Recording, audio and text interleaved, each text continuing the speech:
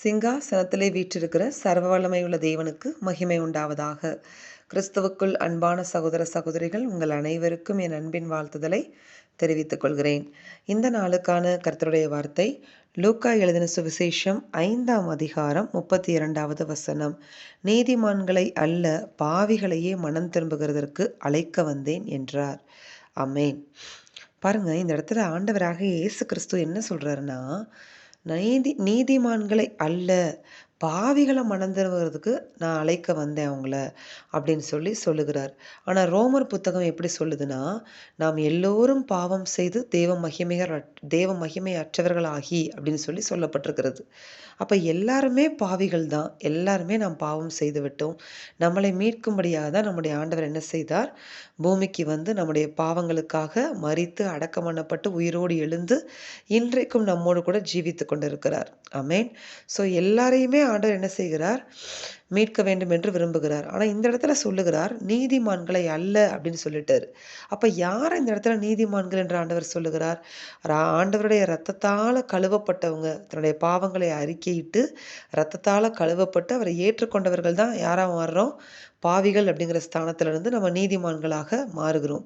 ஆனால் இங்கே ஆண்டவர் சொல்கிற நீதிமான்கள் யாரு அப்படின்னு நீங்கள் பார்த்தீங்கன்னா, பாருங்க 30வது வசனத்தில், வேத பாரகரும் பரிசேயரும் அவருடைய சீஷருக்கு விரோதமாக முறுமுறுத்து, நீங்கள் ஆயக்காரரோடும் பாவிகளோடும் போஜனம் பண்ணுகிறது என்னவென்று கேட்டார்கள்.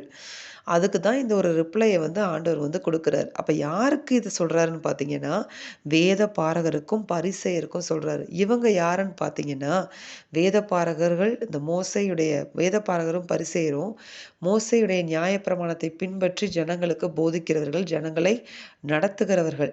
இப்படிப்பட்டவங்களுக்கு ஆண்டவர் என்ன சொல்கிறாருன்னா, நீங்கள் எல்லாம் நீதிமான்கள்ப்பா, உங்களை நான் அழைக்கிறதுக்கெல்லாம் வரலை, நான் பாவிகளை தான் மனம் திரும்புகிறதுக்கு அழைக்க வந்தேன் அப்படின்னு சொல்கிறாரு. அப்போ இந்த இடத்துல நம்மளுக்கு என்ன தெரியுதுன்னா, இவங்கள தான் நீதிமான்கள்னு சொல்கிறாருன்னு தெரியுது. ஏன் இவங்கள நீதிமான்கள்னு ஆண்டவர் சொல்கிறாருன்னா, இவங்க தன்னுடைய பார்வைக்கு நீதிமான்களாக காணப்படுகிறார்கள். அவங்களுடைய பார்வைக்கு அவங்களே நீதிமான்களாக என்ன செய்கிறாங்க, காணப்படுகிறார்கள். இப்படிப்பட்ட குரூப் ஆஃப் பீப்புள் நமக்குள்ளே இன்றைக்கும் இருக்கிறாங்களா இல்லையா? நமக்குள்ளே இது அநேக தடவை வருதா இல்லையா? யோசிச்சு பாருங்களேன். ஒரு ஆண்டவர் சொல்கிறார், இன்னைக்கு நம்முடைய பார்வைக்கு நாம் நீதிமான்களாய் நாம் காணப்பட்டோமானால் நிச்சயமாக ஆண்டவருடைய கிருபையை பெற்றுக்கொண்டு நம்முடைய பாவத்தை உணர்ந்து அனுதினமும் நாம் செய்கிற தவறுகளையும் குற்றங்களையும் உணர்ந்து ஆண்டவர்கிட்ட அறிக்கை செய்து மனம் திரும்புவதற்கு வாய்ப்பே நமக்கு இல்லவே இல்லை. அதனால தான் ஆண்டவர் சொல்கிறார், நீதிமான்களை அல்ல. அப்போ ஆண்டவரே என்ன முடிவு பண்ணியிருக்கிறாருன்னா, இப்படி தன்னுடைய பார்வைக்கு நீதிமான்களாய் காணப்படுகிற இவர்களை என்ன செய்ய முடியாது, மனம் திரும்ப செய்ய முடியாது. அவர்கள் மனம் திரும்பாது, தேவனிடத்தில் என்ன செய்யாது, திரும்பாது. ஏன்னா அவங்க தவறுகளையும் அவங்களுடைய குற்றங்களையும் அவங்க பிடிச்சு வச்சிருக்கிற அவங்க பிரமாணங்களையும் விட்டு கொடுக்கறதுக்கு அவங்க ரெடியாகவே இல்லை. அவங்க அதன் மூலியமா எதை காமிக்க விரும்புகிறாங்கன்னா, நாங்கள் பர்ஃபெக்ட். இன்றைக்கும் பாருங்கள், ஒன்று நம்ம நல்லா தெரிஞ்சுக்கிறணும். நம்ம வந்து என்னைக்கு நம்மளை பர்ஃபெக்ட் நம்ம நினைக்க ஆரம்பிக்கிறோமோ, அன்னைக்கு நம்ம என்ன செய்வோம்னா, அதிகமாக மற்றவர்கள் பண்ணுற குற்றங்களை பெரிதாக பார்க்க ஆரம்பிப்போம். மற்றவர்கள் பண்ணுற குற்றங்களை வந்துட்டு நம்ம பெருசுப்படுத்துவோம்.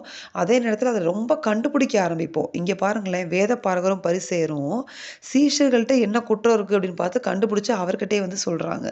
ஸோ நம்ம என்ன செய்வோம், இதுக்கு என்ன நம்மள்கிட்ட நம்ம கண்டுபிடிக்கிறதுக்கு என்ன சைன் அப்படின்னு நீங்கள் பார்த்தீங்கன்னா, நம்ம என்ன செய்வோம்னா, மற்றவர்களை அதிகமாக குற்றம் கண்டுபிடிக்க ஆரம்பிப்போம், குற்றம் சொல்ல ஆரம்பிப்போம். இது நமக்குள்ளே இருக்குமானால் நாம் நம்மையே நீதிமான்களாக பார்க்கிறோம் என்று அர்த்தமாகும். அதனால் இன்றைக்கு இப்படிப்பட்ட ஒரு கேரக்டர் நமக்குள்ளே இருக்குமானால் நம்ம என்ன செய்யணும்னா, இந்த கேரக்டர்லேருந்து ஃபஸ்ட் நம்ம மனம் திரும்ப வேண்டியது அவசியமாக இருக்கிறது.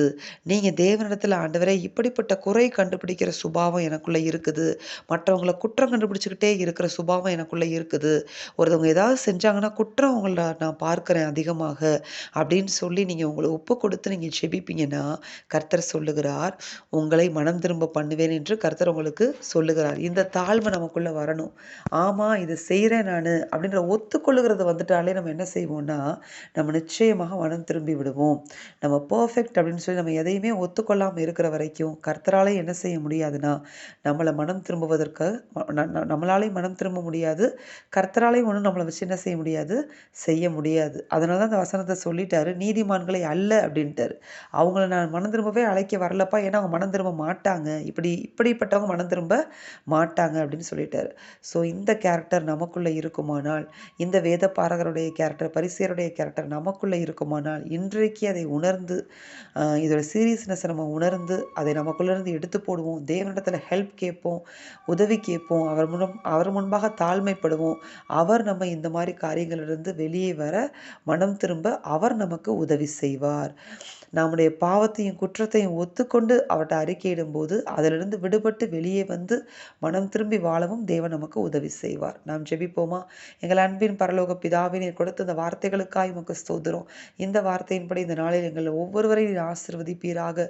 எங்களுக்குள்ளாக இப்படி குற்றம் கண்டுபிடிக்கிற, குற்றம் காணுகிற சுபாவம் இருக்குமானால், அந்த சுபாவத்தை முற்றிலுமாக எங்களுக்குள்ள வேறிருந்து போக பண்ணி, எங்களையே நாங்கள் நீதிமான்களாக பார்க்கிற அந்த சுபாவத்திலிருந்து எங்களை வெளியே கொண்டு வந்து, எங்கள் பாவங்களையும் குற்றங்களையும் உம்மிடத்துல ஒவ்வொரு நாளும் அறிக்கை செய்து உம்மிடத்துல இரக்கத்தை பெற்றுக்கொள்ள மனம் திரும்ப தேவன் எங்களுக்கு உதவி செய்வீராக, கிருபை செய்வீராக. இயேசுவின் நாமத்தில் ஜெபித்து ஜெயம் எடுக்கிறோம் பிதாவே. ஆமென். இந்த வார்த்தையின்படி இந்த நாளில் தேவன் உங்களை ஆசீர்வதிப்பாராக. ஆமென்.